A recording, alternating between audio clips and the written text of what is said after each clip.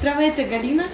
Башкирский государственный педагогический университет имени Мифтахиддина Акмуллы – это профессиональная практика и стажировка студентов на объектах. На кафедре общего языкознания Института филологического образования и межкультурных коммуникаций уже много лет проводятся фундаментальные и прикладные научные исследования в области славистики. В целях расширения международных связей с ведущими университетами других стран разработана образовательная программа по направлению лингвистика. Она ориентирована на подготовку высококвалифицированных и востребованных специалистов в сфере лингвистического образования и международных деловых связей. 13 ноября состоялась встреча студентов института, изучающих болгарский язык, с главным ассистентом департамента «Новая болгаристика» Нового болгарского университета, доктором филологических наук Галиной Куртевой. Колко минерални изтвора имаме в България?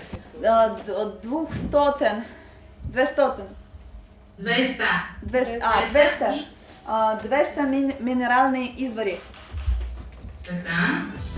Это делается с целью, чтобы наши студенты могли использовать славянские языки в своих профессиональных целях.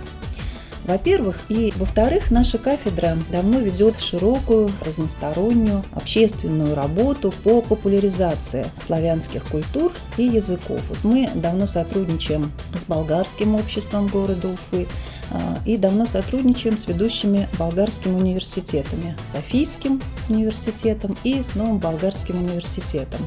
Кафедра организует поездки наших студентов в эти университеты. Несколько раз наши студенты уже выезжали в Новый болгарский университет на практику. Кроме того, мы организуем встречи с учеными, с ведущими деятелями культуры, встречи наших студентов с зарубежными сверстниками.